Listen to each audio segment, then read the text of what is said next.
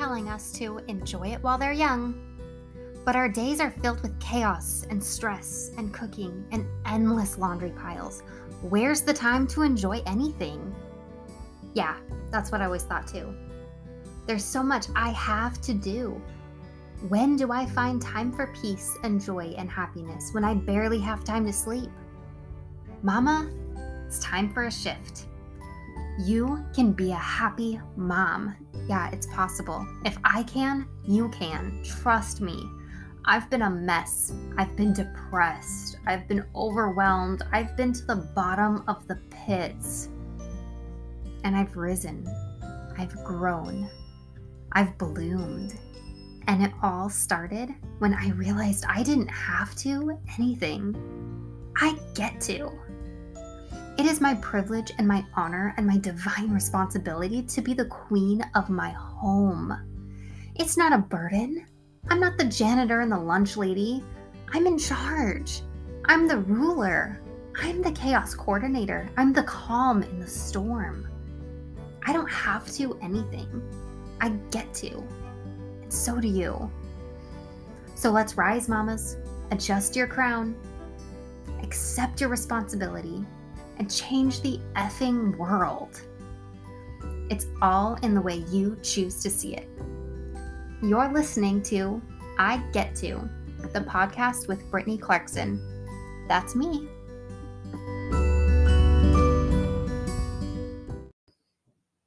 Hi, my friends. Today's episode's a little bit on the heavy side, but it's really important that we're talking about this stuff. So here it goes. Today we're talking about showing up for your kids when you're emotionally exhausted. And emotionally exhausted, I'm including depression, mental illness, when you are struggling, when you're having a hard time to even show up for yourself. That's being emotionally exhausted, burnt out, done. I know personally how hard this can be when you are struggling to maintain any ounce of sanity. And then you have to show up for your kids and open snacks and give them baths and hold them when you wish that there was just someone to hold you. When you have to show your kids how much you love them, even though you feel so incapable and unworthy of love. I have been there. I have experienced this on many different levels, from, the depths of depression, wanting to end it all, up to just simple burnout, just being physically tired and like, I just need a really good nap and then I'll be good. And every level in between there.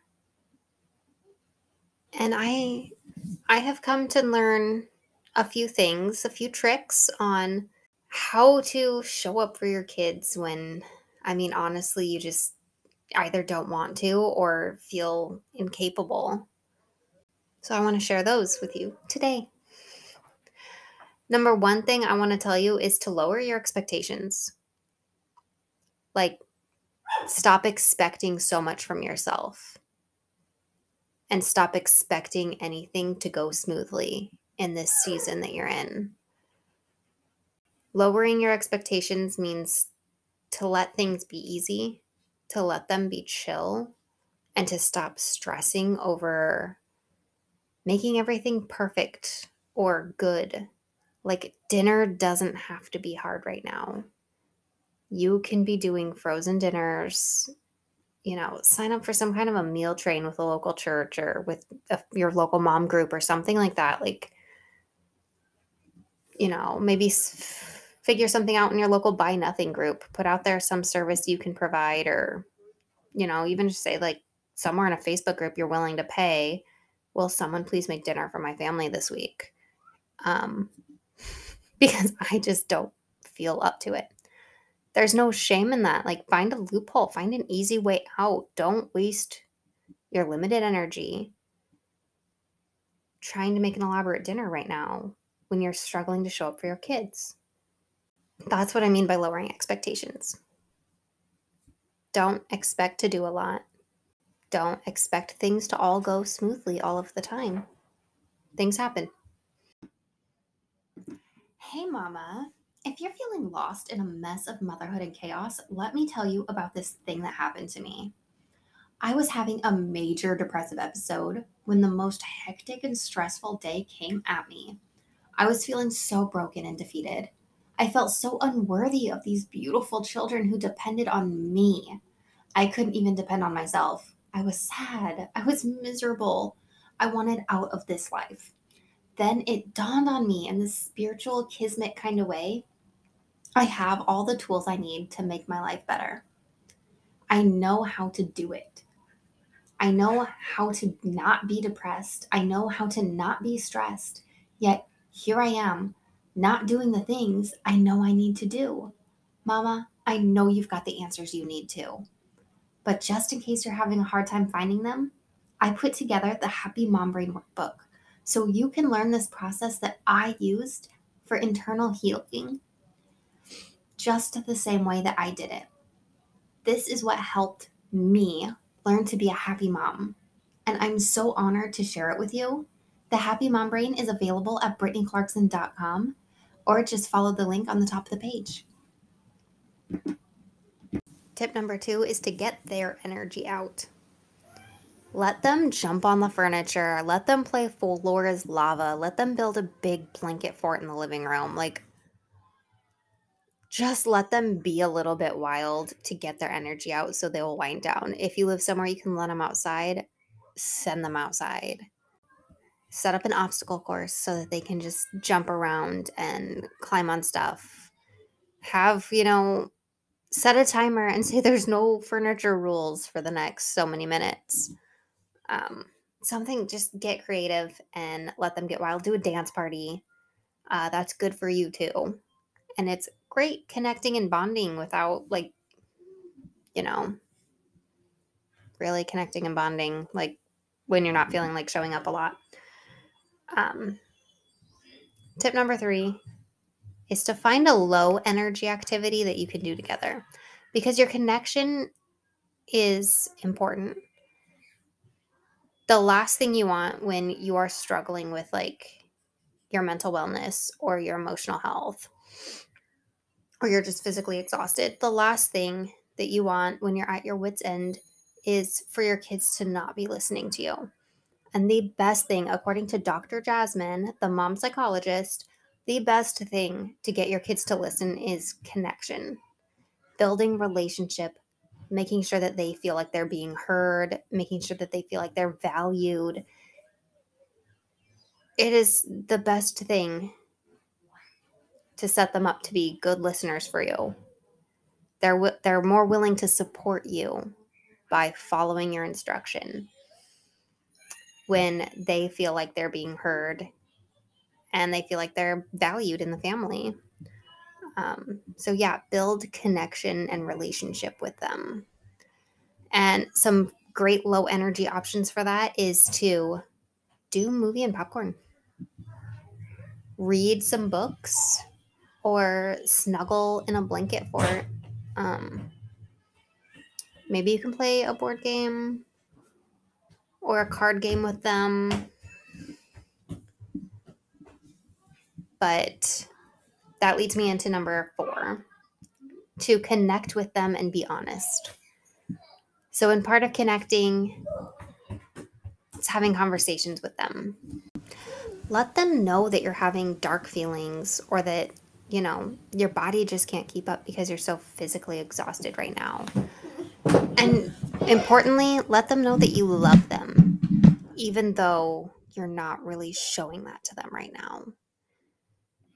Sometimes we can't show up in the way we hope to show up for people, but that doesn't mean we don't love them. And it's important to communicate that to your kids, because they can tell when you're not showing up the way you used to. And one of the other very important reasons why you should be telling your kids about your struggles is because it provides you the opportunity to show them how you heal. Let them see you healing. Don't try to hide from them that you're struggling. They can sense it, they can feel it.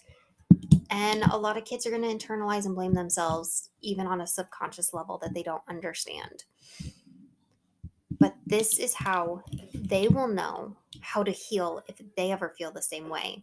And if you're dealing with mental illness, that is typically genetic, hereditary. If you've got it, they likely will too. It is so important to show them how to heal so they don't have to figure it out themselves or feel shame around it. Like if you intentionally do not talk about mental health with your kids, they will think there's something wrong with them if and when they begin to struggle with it. Having these conversations is hard and it's awkward and it's weird sometimes, but it's so worth it. And the last very important tip here is to take time for yourself too. After you've shown up for your kids and you've connected with them, or even in between, take breaks for yourself, whatever it is that you need. Take time for yourself. Be mindful of what you need and provide that for yourself. And, make sure your kids know, like, hi, I don't just need a break from you because you're annoying. This is very important to my mental health that I go process my emotions by myself for a few minutes. Because then you're equipping them with the skills and the confidence to do that for themselves. Thank you so much for listening today. If you could do me a quick little favor and rate and review this podcast, that would mean so, so much to me. And also, if you could screenshot the episode you're listening to and share it on your social media so that other mamas can find the same episodes and learn the same things you've learned. That would mean so much to me, so much to the whole world. Thank you so much for making the world a better place.